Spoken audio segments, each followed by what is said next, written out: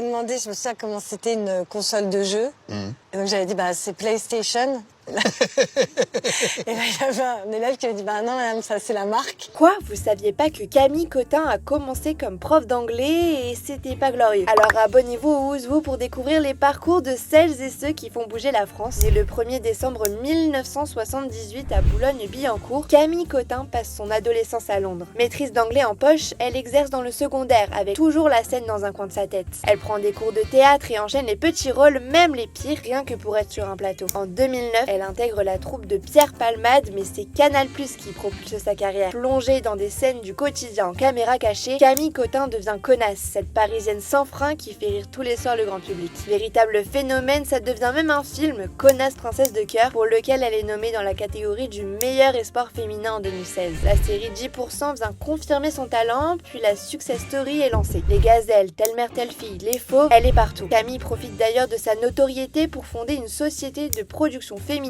avec Charlie Cohn. France conquise, sa carrière prend une tournure internationale. D'abord grâce à son rôle dans la saison 3 de Killing Eve, puis avec les grandes stars dont Lady Gaga et Matt Damon. Elle rejoint même la pub Nespresso aux côtés de George Clooney. Très discrète sur sa vie privée, elle est mère de 2 enfants mais reste toujours autant investie pour le 7e art. Ancienne maîtresse de cérémonie au Festival de Cannes, elle devrait présider la 51e cérémonie des Césars en février prochain.